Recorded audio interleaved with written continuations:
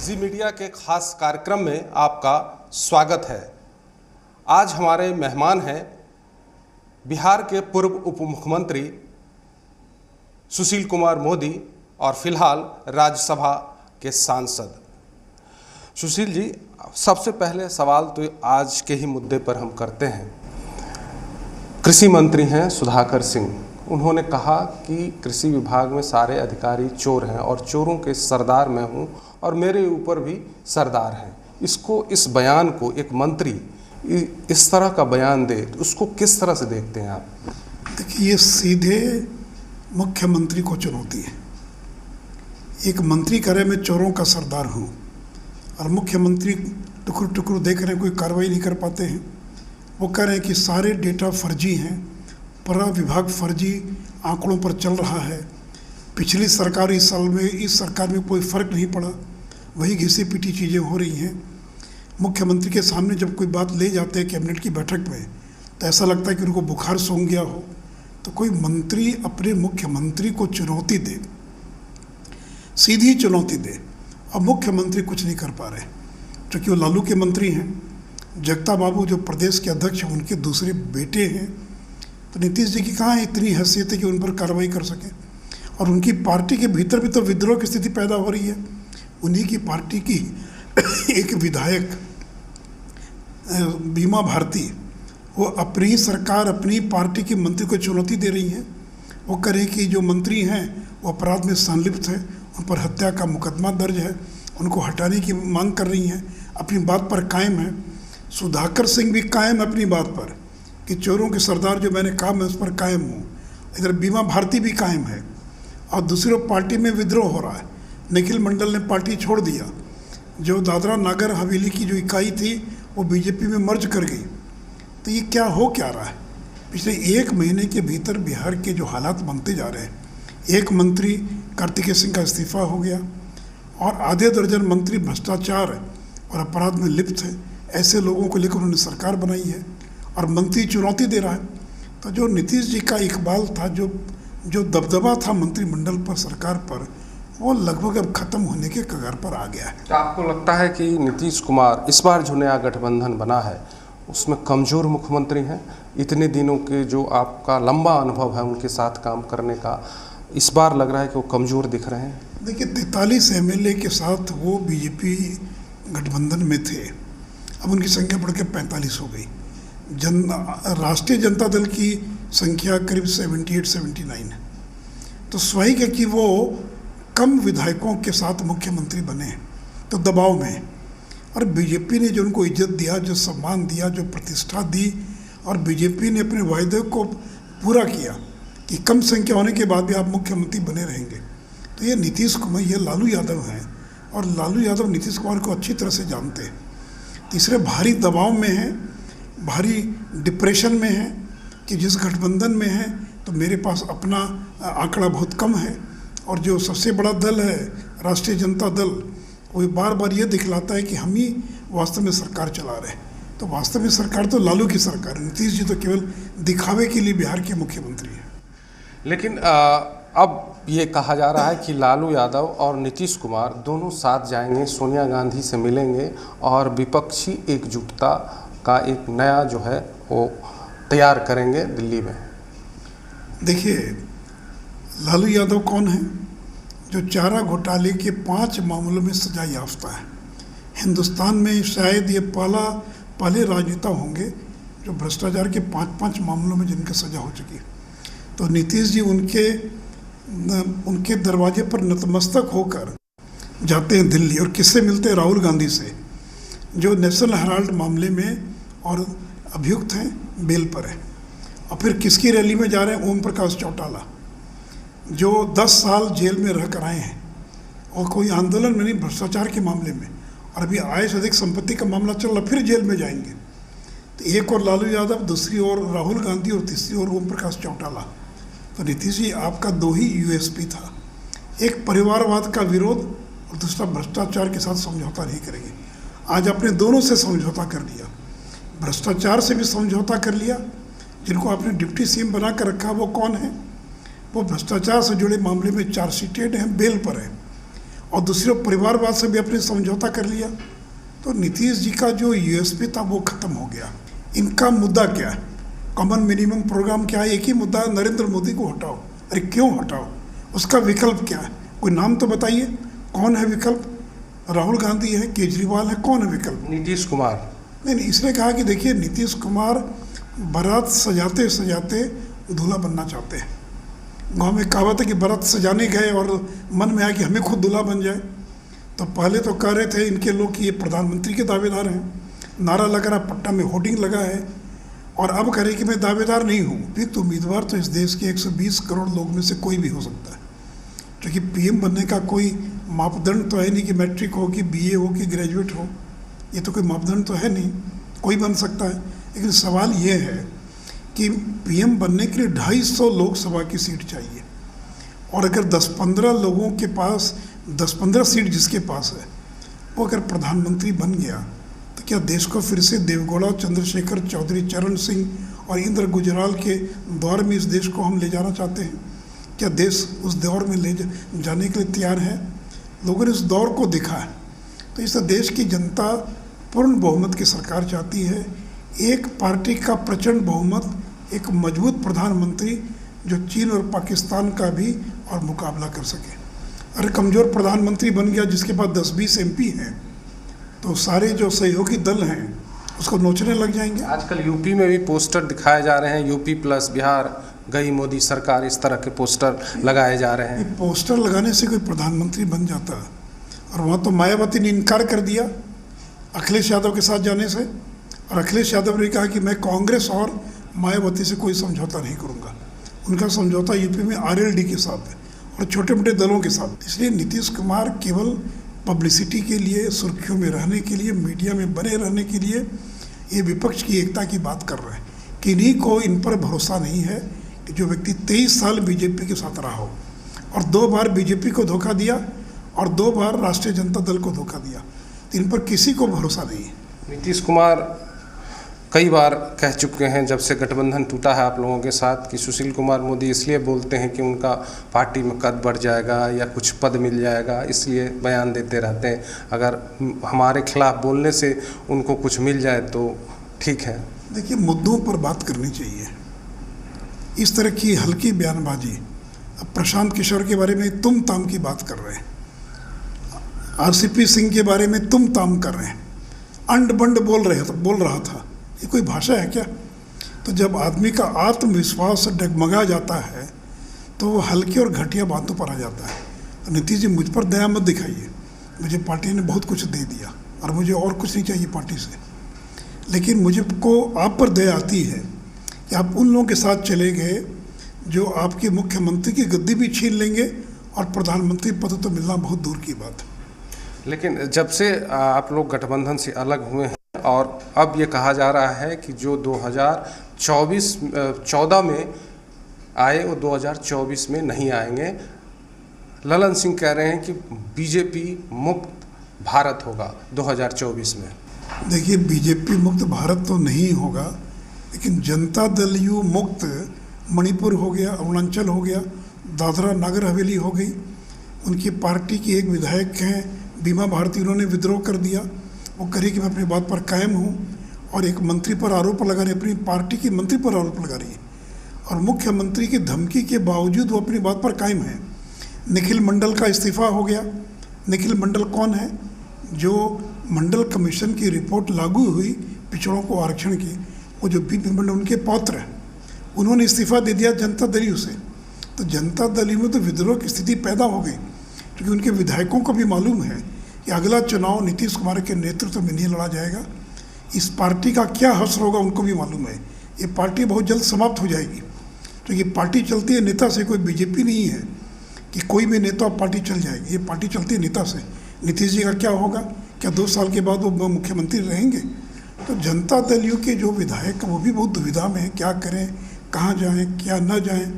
उनको मालूम है कि जिस दिन लालू चाहेंगे उस दिन जनता दल यू को तोड़कर अपने बेटे को बिहार का मुख्यमंत्री बना लेंगे। तो एक बिहार में राजनीतिक ऊहापोह की स्थिति पैदा कर दिया नीतीश जी ने, एक अस्थिरता की स्थिति पैदा कर दिया। अब बिहार में कोई पूंजी निवेश करने के लिए नहीं आने वाला है। सैयद शहनवाज हुसैन ने बिहार के अंदर जो एक औद्योगिक माहौल बनाया था और देश भर से लोग आना चाह रहे थे बिहार में पूंजी निवेश करने के लिए, अब कोई बिहार झांकने नहीं आएगा। तो आप कह रहे हैं कि आपका कहने का मतलब है कि जेडीयू अब टूट जाएगी आने वाले दिनों में? विद्रोह जिस तरह से हो रहा है, जैसा आप कह रहे हैं कि जेडीयू के अंदर विद्रोह हो रहा है, पार्टी के लोग नाराज़ दिख रहे हैं, तो जेडीयू खत्म हो जाएगी आने वाले दिनों में? निश्चित देखिए 2025 तक जनता दल का अस्तित्व दिखाई नहीं पड़ेगा। लोकसभा चुनाव तक अस्तित्व दिखाई पड़ सकता है, लेकिन 2025 में जनता दल यू इतिहास के पन्नों में सिमट जाएगी। क्योंकि नीतीश जी मुख्यमंत्री के दावेदार नहीं होंगे, तेजस्वी यादव होंगे, तो जदयू का विधायक क्या करेगा? या तो जदयू मर्ज कर जाएगी राजद में, या फिर जदयू के अंदर कुछ लोग चले जाएंगे राजद में, कुछ लोग बीजेपी में, कुछ लोग कांग्रेस के अंदर, और जदयू जो है ये इतिहास के पन्नों के अंदर और सिमट जाएगी। आप लगातार जब से नया गठबंधन बना है तब से आप लगातार विपक्ष की भूमिका में हैं, लगातार हमलावर हैं नीतीश कुमार के ऊपर, आप लगातार हमला कर रहे हैं और ये भी कह रहे हैं कि बाहुबलियों की सरकार है, जंगल राज की बात हो रही है, लेकिन वो नीतीश कुमार कह रहे हैं कि ये तो जनता की राज है। अगर ये जनता का राज है तो बताएं नीतीश कुमार कि कार्तिक कुमार को क्यों शपथ दिलवा दिया उन्होंने, और फिर क्यों इस्तीफा ले लिया उनसे, और क्यों फरार हैं, आज तक क्यों नहीं गिरफ्तार किया? यही कानून का राज है कि एक विधायक जो अपहरण के मामले में आरोपी था, आपको ने शपथ दिलवा दिया और भागने का मौका दे दिया, यही जनता का राज है। क्यों ऐसा? आप लोग जब थे तब नहीं बोल सकते थे, आपने जगह कहा कि सरकार में थे, क्या ऐसा क्यों लग रहा है कि क्यों इकबाल उनका ख़त्म होते जा रहा है? देखिए बहुत लंबे समय तक अगर कोई व्यक्ति सरकार में रहता है तो लोग उबने लग जाते हैं, कुछ नयापन नहीं है। पुलिस मॉडर्नाइजेशन का जो पैसा आया भारत सरकार से, वो पैसा खर्च नहीं कर पाए। पूरे देश के अंदर जितने थाने थे वो कंप्यूटराइज हो गए, FIR आप ऑनलाइन दाखिल कर सकते हैं, लेकिन बिहार के अंदर कुछ नहीं हुआ। तो जो पुलिस के अंदर जो पुलिस के लिए जो किया जाना चाहिए था, पुलिस कर्मियों के लिए, पुलिस महकमे के लिए, तो अब नीतीश जी का मन उब गया बिहार से। अब उनको लगता हो गया बिहार, अब दिल्ली चलना चाहिए। तो इसलिए कुल मिलाकर, और अब तो जो सरकार में जो लोग शामिल हैं वो कौन लोग हैं? ये वो लोग शामिल हैं सरकार में जिनका अपराध से सीधा संबंध है। आधे दर्जन से ज़्यादा बाहुबली जो लोग, माफिया तरह के लोग, जिन पर गंभीर आपराधिक केवल मुकदमे दर्ज नहीं हैं, जिनकी समाज में छवि है अपराधी की, जिनके नाम से लोग डरते हैं, वैसे लोग सरकार में शामिल हैं। न वो कार्तिकेय सिंह पर कोई कार्रवाई कर पाए, न किसी और पर कार्रवाई कर पाएंगे, क्योंकि वो कमज़ोर मुख्यमंत्री हैं, बेचारे मुख्यमंत्री हैं। आपने केंद्र की पैसा की बात कही, अभी चल रही है, केंद्र जो है वो पैसा नहीं दे रहा है, ऐसे सवाल उठे। आपने भी विजय चौधरी के ऊपर सवाल किया कि केंद्र तो पैसा दे रहा है, वो अपनी पहले जो है वो सब कुछ यहाँ से भेजें तब, लेकिन सवाल उठ रहे हैं केंद्र कहीं ना कहीं पैसा रोक रही है। देखिए वो तो एक ही महीना हुआ है, तो एक कहने में केंद्र ने पैसा रोक दिया। करें कि बूढ़ा बूढ़ी का पेंशन, विधवा पेंशन, दिव्यांग पेंशन, जबकि 329 करोड़ रुपया उनको 15 दिन पहले मिल चुका है, और इसलिए विलम्ब हुआ क्योंकि इनको जो हिसाब किताब भेजना था, ब्याज की राशि भारत सरकार के संचित निधि में जो जमा करना था, इन्होंने नहीं किया। जिस दिन जमा किया उसके 7वें दिन इनके पास पैसा आ गया। और आज ही मेरे पास नया आंकड़ा आया है कि इस वित्तीय वर्ष के प्रारंभ में करीब 250 करोड़ रुपया इनके खाते में पड़ा हुआ था, जो अभी तक खर्च नहीं कर पाए। तो ये तो ऐसी सरकार है कि बिना सोचे समझे बयान दे रहे हैं, कहीं कि केंद्र की सरकार भेदभाव कर रही है। तो चाहे वो समग्र शिक्षा की बात हो या फिर बूढ़ा बूढ़ी पेंशन की बात हो, ये खर्च ही नहीं कर पा रहे हैं। अब यही रिकॉर्ड आपको 3 साल सुनाई पड़ेगा, केंद्र भेदभाव कर रहा है, केंद्र मदद नहीं कर रहा है। और अपने गिरबान में झांक कर तो देखिए कि आपको जो पैसा मिला आप खर्च क्यों नहीं कर पा रहे, खर्च कैसे कर पाएंगे? अगर खर्च नहीं करेंगे तो केंद्र पैसा नहीं देगा, और केंद्र किसी राज्य के साथ भेदभाव नहीं करता। एक फॉर्मूले के तहत राज्यों को पैसा मिलता है, चाह कर भी नरेंद्र मोदी किसी राज्य को न तो ज़्यादा पैसा दे सकते हैं और न किसी राज्य को कि पैसे में कोई कटौती कर सकते हैं। अब एक दो राष्ट्रीय मुद्दे हैं, जैसे राहुल गांधी भारत जोड़ो यात्रा पर निकले हैं कन्याकुमारी से कश्मीर तक। अब एक कल ट्वीट आता है कांग्रेस का, उसमें आरएसएस का जो हाफ पैंट है उसको जलते हुए दिखाया गया है, उस पर काफ़ी बयानबाजियाँ हुई। क्या इस तरह के जो ट्वीट हैं, क्या लगता है आपको आरएसएस के बारे में, चूँकि आप संघ से जुड़े हुए शुरू से हैं? देखिए, कांग्रेस ने संघ को ख़त्म करने की कोई कसर नहीं छोड़ रखी थी। 2 बार प्रतिबंध लगाया। अब तो संघ 2025 में 100 साल पूरे कर लेगा, तो जितना संघ को दबाएंगे उतनी ताकत से वो आगे बढ़ेगा। तो इसलिए संघ को कोई कुचल नहीं सकता है। और ये जो ट्वीट में दिखा रहे हैं कि हाफ पैंट में आग लगी हुई है, तो ये जो हाफ पैंट है ये तो कब की वर्दी ख़त्म हो गई। अब तो संघ का जो ड्रेस है वो फुल पैंट है, वो हाफ पैंट नहीं है। लेकिन ये आग लगा हुआ जो आपने दिखलाया, ये क्या दर्शाता है? कि आपको हिंसा में विश्वास है, आप देश में आग लगाना चाहते हैं, आप देश के अंदर सामाजिक विद्वेष खत्म करना चाहते हैं। एक और नारा दे रहे हैं कि ये भारत जोड़ो यात्रा है। एक ऐसे ईसाई पादरी से मुलाकात करते हैं आप, जो कहता है कि ईसा मसीह सब कुछ है, और जो हिंदू देवी देवता उसका मजाक उड़ाता है। उस पादरी साहब मिलते हैं, उनको सम्मानित करते हैं। आप जो यात्रा पर निकले हैं तो 40,000 की टी शर्ट पहन कर निकले पद यात्रा पर। बात करते हैं गरीबों की, बेरोजगारी की, और 40,000 की टी शर्ट पहन कर निकलते हैं। एक बड़ी टीस है जेडीयू को। जेडीयू के जितने लोगों से बात करें आप, तो लगता है कि चिराग मॉडल को लेकर के हमेशा चिराग मॉडल की बात करते हैं वो लोग, और वो जो साजिश हुई उसमें कहीं ना कहीं बीजेपी शामिल थी। देखिए, 19 महीने बाद उनको समझ में आया कि कोई साजिश थी। चुनाव हुआ 2020 के नवंबर में, अभी चल रहा है 2022 का सितंबर। देखिए, मैंने पहले कहा कि नीतीश जी को अपने भीतर झांक कर देखना चाहिए कि 115 से घटकर 71 से घटकर 43 क्यों हो गए। अब कोई खड़ा हो जाए तो आप चुनाव हार जाएंगे। तो क्या आप चाहते हैं कि मैदान में कोई खड़ा ना हो, केवल आपका उम्मीदवार अकेले रहे? ऐसा राजनीति में नहीं होता है। 10 उम्मीदवार खड़े होंगे, उसके बाद भी आप चुनाव जीतते थे। इसका मतलब कि चिराग पासवान इतना ताकतवर है कि उसने अपना उम्मीदवार खड़ा कर दिया, आप चुनाव हार गए। असली बात ये जो मैंने पहले भी कहा कि उनका जनाधार घटता जा रहा है, उनकी लोकप्रियता कम होती जा रही है। यही मुख्य कारण था कि वो घट कर 43 पर पहुंच गए। चिराग मॉडल, चिराग पासवान, इसमें कोई फैक्टर नहीं था। जेडीयू और बीजेपी की फिर से दोस्ती हो सकती है आने वाले समय में? देखिए, बीजेपी ने अपने सभी दरवाजे नीतीश कुमार के लिए बंद कर दिए। जिसे नीतीश कुमार ने एक बार नहीं 3 बार धोखा दिया। 77 के अंदर इन लोगों ने जनता पार्टी को तोड़ दिया दोहरी मेंबरशिप के नाम पर। उस समय जनता दल यूं नहीं था, लेकिन ये समाजवादी थे। जॉर्ज फर्नांडिस, मधु लिमा, यही सारे लोग थे। और फिर हम लोग के साथ आए, 23 साल के बाद गठबंधन तोड़ दिया, राजद के साथ चले गए, फिर तोड़ दिया 5 साल रहने के बाद। इसलिए देखिए, नीतीश जी को पर किसी को भरोसा नहीं है। बीजेपी तो छोड़ दीजिए, राजद को भी भरोसा नहीं है, कांग्रेस को भी भरोसा नहीं है। इसलिए नीतीश जी के लिए बीजेपी की सभी दरवाजे बंद हैं। अगर भविष्य में कभी बीजेपी के दरवाजे पर आकर नाक भी रगड़ेंगे तो भी बीजेपी कभी उनको स्वीकार नहीं करेगी। एक आखिरी सवाल सुशील जी, अमित शाह आ रहे हैं गृह मंत्री सीमांचल इलाके में 23-24 सितंबर को, तो क्या तैयारियां हैं और क्या लगता है कि कुछ लोग बीजेपी ज्वाइन भी करेंगे वहाँ? देखिए, बीजेपी तो रोज़ लोग ज्वाइन कर रहे हैं, और आगे आने वाले में और भी लोग ज्वाइन करेंगे। सवाल केवल ज्वाइनिंग का नहीं है।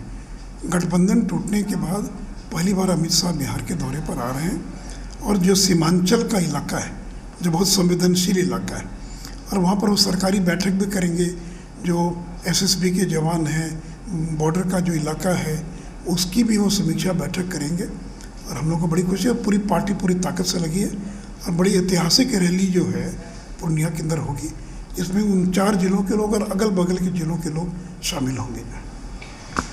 तो सुशील कुमार मोदी, बिहार के पूर्व उप मुख्यमंत्री और राज्यसभा सांसद, बेबाक से ये इंटरव्यू दिया, और हर बात जो गठबंधन टूटने के बाद हुआ है वो सब कुछ इस बातचीत में उन्होंने कही है। तो आप देखते रहिए जी बिहार झारखंड।